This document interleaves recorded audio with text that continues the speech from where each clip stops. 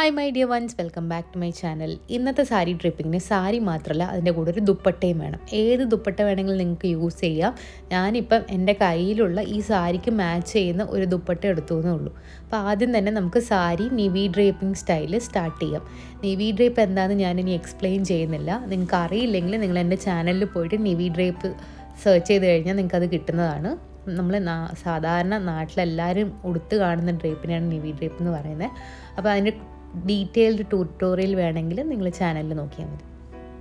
അങ്ങനെ സാരി ടക്കിൻ ചെയ്ത് സ്റ്റാർട്ട് ചെയ്ത് കഴിഞ്ഞിട്ട് പിന്നെ നമ്മൾ പല്ലു ആണ് സെക്യൂർ ചെയ്യുന്നത്. പല്ലു ഞാൻ വീഡിയോ എടുക്കുന്ന എളുപ്പത്തിന് വേണ്ടിയിട്ട് നേരത്തെ പ്രീ പ്ലീറ്റ് ചെയ്തിട്ട് പിൻ ചെയ്ത് അയൺ ചെയ്ത് വെച്ചതാണ്.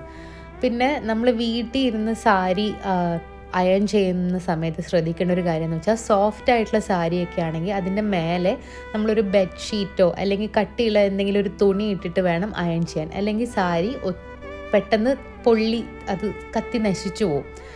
നമ്മൾ ഡ്രേപ്പിംഗ് ആർട്ടിസ്റ്റൊക്കെ സാരി ഡ്രേപ്പിംഗ് ചെയ്യുന്നവരൊക്കെ അതിനനുസരിച്ചിട്ടുള്ള അയൺ ബോക്സാണ് യൂസ് ചെയ്യുന്നത്. നമ്മുടെ വീട്ടിലുള്ള സാധാരണ അയൺ ബോക്സ് വെച്ച് ചെയ്യുന്ന സമയത്ത് കുറച്ച് കെയർഫുള്ളായിരിക്കണം. അപ്പം അത് പറഞ്ഞുകൊണ്ടിരുന്ന സമയത്ത് നമ്മൾ പല്ലു പിൻ ചെയ്തു. ഇനി നമ്മൾ ലോവർ പ്ലീറ്റ്സ് ആണ് എടുക്കുന്നത്.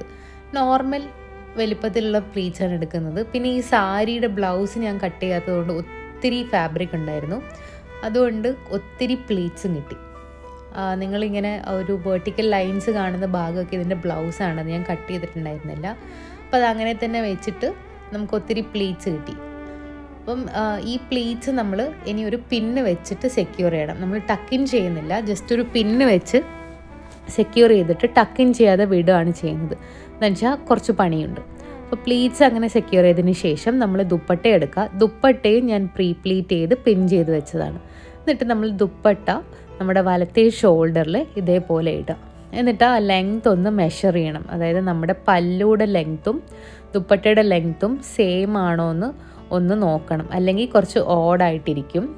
നമ്മൾ ആവശ്യത്തിനുള്ള അഡ്ജസ്റ്റ്മെൻറ്റ് ചെയ്യുക, അല്ലെങ്കിൽ ഭയങ്കര ഓഡായിട്ടിരിക്കും. രണ്ട് സൈഡിലും പല്ലൂടെ എക്സ്റ്റൻഷൻസ് വരുന്ന സമയത്ത് നമ്മൾ അതിൻ്റെ ആ ഒരു ലെങ്ത്ത് തീർച്ചയായിട്ടും ഒരേപോലെ ആണെന്ന് ചെക്ക് ചെയ്യണം.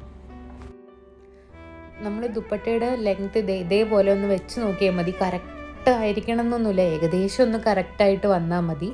എന്നിട്ട് അത് ഇളകി പോകാതിരിക്കാൻ എന്തായാലും അവിടെ ഓപ്പോസിറ്റ് ഷോൾഡറിൽ നമ്മളൊരു പിന്ന് വെച്ച് എന്തായാലും സെക്യൂർ ചെയ്യണം.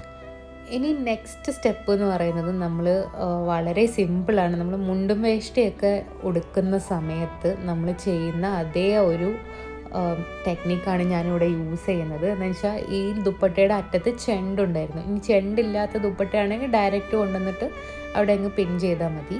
അപ്പോൾ ആ ഒരു പോർഷൻ, അടിയിൽ വരുന്ന പോർഷൻ ഒന്ന് മടക്കിയിട്ട് നമ്മൾ ലോവർ പ്ലീറ്റ്സ് കുത്തുന്ന സൈഡിൽ കൊണ്ടുവന്നിട്ട് ഞാൻ ദുപ്പട്ടയുടെ ഒരറ്റം സെക്യൂർ ചെയ്തു. അത് കഴിഞ്ഞിട്ടാണ് പിന്നെ നമ്മൾ സാരിയുടെ ലോവർ പ്ലീറ്റ്സ് അതിൻ്റെ മേലെ കൂടെ നമ്മുടെ അണ്ടർ സ്കേർട്ടിലേക്ക് ടക്കിൻ ചെയ്യുന്നത്.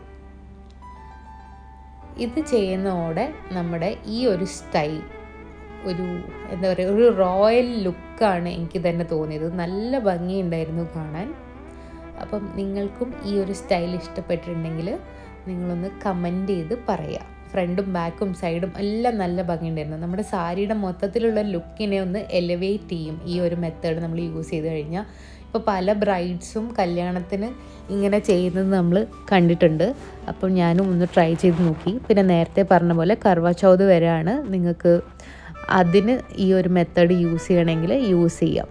ഇനി നമുക്ക് ഈ ഇതേ സാരിയും ഇതേ ദുപ്പട്ടയും വെച്ചിട്ട് വേറൊരു ലുക്കും കൂടെ ക്രിയേറ്റ് ചെയ്തെടുക്കാം. അതിന് നമ്മൾ സാരിയും ദുപ്പട്ടയും അഴിച്ചിട്ട് ഇനി ദുപ്പട്ട നമ്മുടെ വലത്തേ ഷോൾഡറിലേക്ക് ഇടുക. അതായത് നമ്മുടെ സാരിയുടെ പല്ലു പോകുന്ന അവിടത്തേക്ക് ദുപ്പട്ട പിൻ ചെയ്യുക.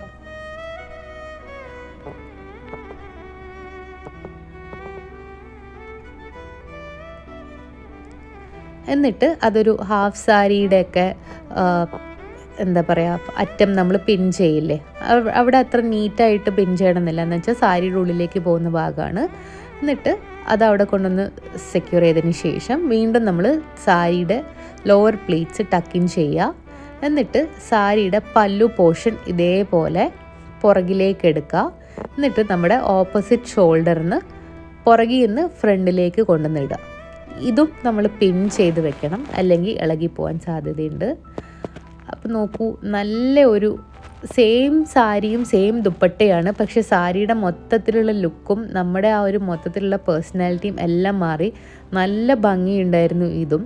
അപ്പം നിങ്ങൾക്ക് ഈ 2 ലുക്കിൽ ഏത് ലുക്കാണ് ഇഷ്ടപ്പെട്ടതെന്നൊന്ന് കമൻറ്റ് ചെയ്യുക. ചാനൽ സബ്സ്ക്രൈബ് ചെയ്യാത്തവരാണെങ്കിൽ സബ്സ്ക്രൈബ് ചെയ്യുക. അപ്പോൾ അടുത്തൊരു വീഡിയോയിൽ പുതിയൊരു സാരിയും ഡ്രേപ്പുമായിട്ട് വീണ്ടും കാണാം. Thank you so much for watching.